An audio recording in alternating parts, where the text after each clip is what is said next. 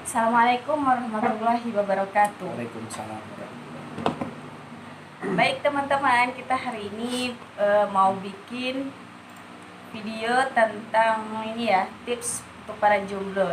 Ini edukasinya tipis-tipis aja. Kita bareng Abi Alila nih. Jadi nanti langsung Abi Alila nih memberikan tipsnya gimana.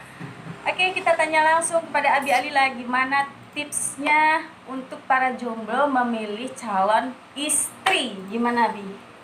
Baik, Assalamualaikum warahmatullahi wabarakatuh. Waalaikumsalam warahmatullahi wabarakatuh. Sebagai seorang muslim, tentunya kita itu memiliki suri tauladan atau memiliki panutan yang harus kita ikuti. Laqad kana fi Rasulillahi uswatun hasanah. Jadi sesungguhnya dalam diri Rasulullah itu adalah suri tauladan yang baik. Jadi tentunya termasuk dalam memilih istri ya.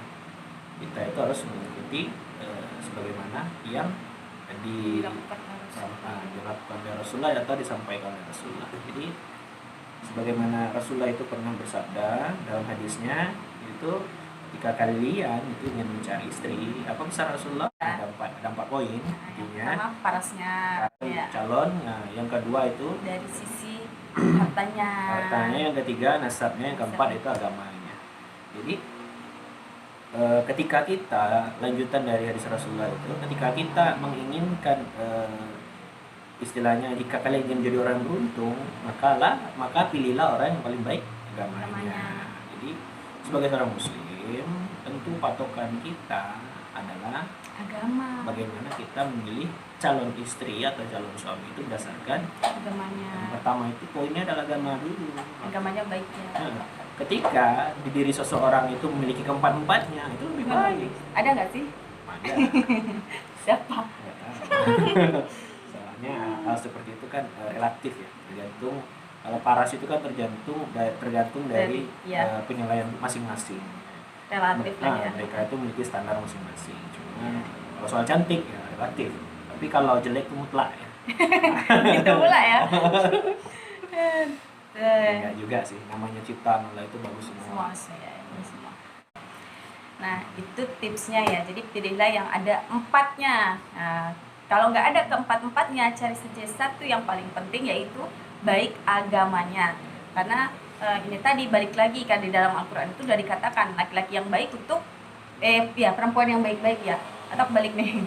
Dan perempuan yang baik-baik juga untuk laki-laki yang baik, yang pemaksiat untuk pemaksiat juga, begitu ya. Jadi kalau yang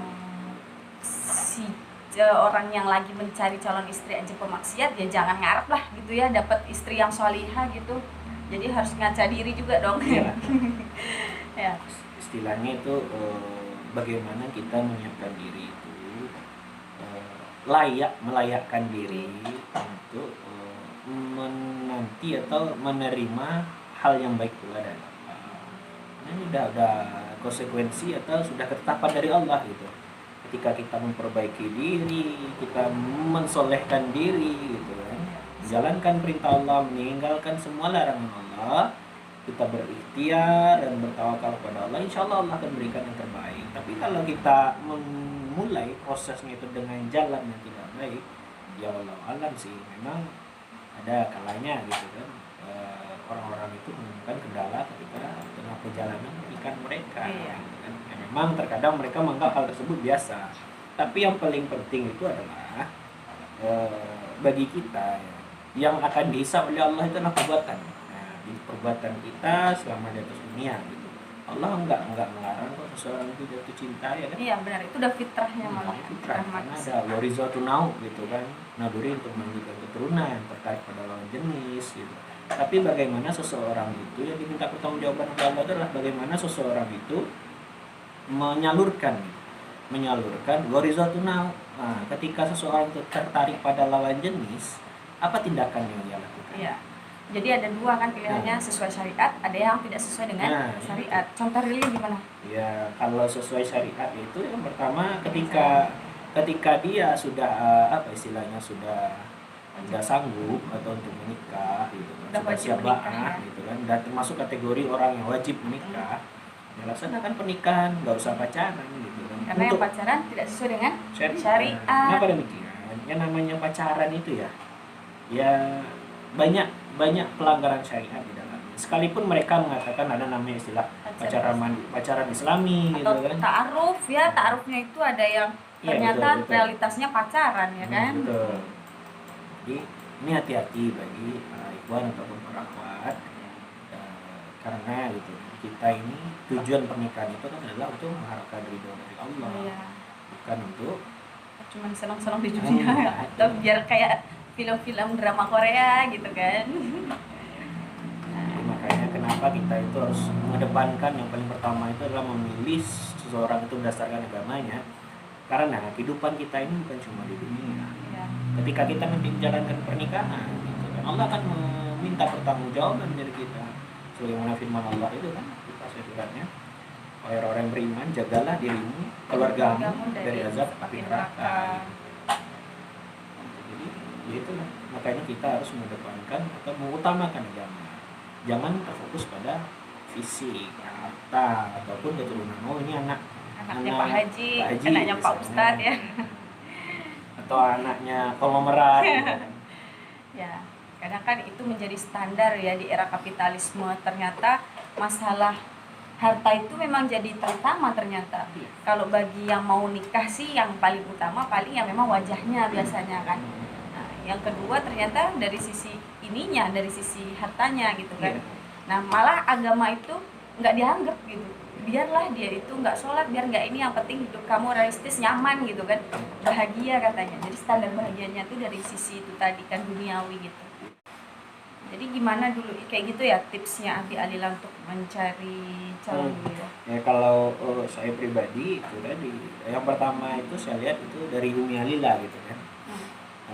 Dari Umi Alila itu apa yang saya nilai pertama itu adalah agamanya, karena saya itu membutuhkan calon ibu dari anak saya itu adalah orang yang soleha. Bagaimana dia nanti bisa mendidik anaknya menjadi anak yang soleh dan soleha, ini yang paling utama. Karena saya memiliki visi bagaimana memiliki keluarga itu keluarga yang itulah keluarga yang beriman pada Allah, yang taat pada aturan Allah dan meninggalkan semua larangan Allah. Itu yang visi pertama saya. Intinya ingin memiliki anggota keluarga yang bertakwa pada Allah. Jadi makanya kenapa saya memilih Umi Alila itu tadi, sudahlah agamanya insya Allah mudah-mudahan yang namanya Lagi proses kita, ya. Namanya kita proses belajar ya, saya juga begitu tadinya nggak tahu apa-apa, cuma karena kita sudah mengetahui bahwasanya Rasulullah itu adalah panutan bagi kita, ya udah jalankan apa yang telah disampaikan oleh Rasulullah. Dan dalam diri Umi Alila itu yang pertama. Yang kedua itu tadi kan insya Allah paresnya cantik gitu. Di depan Abi Alila aja ya.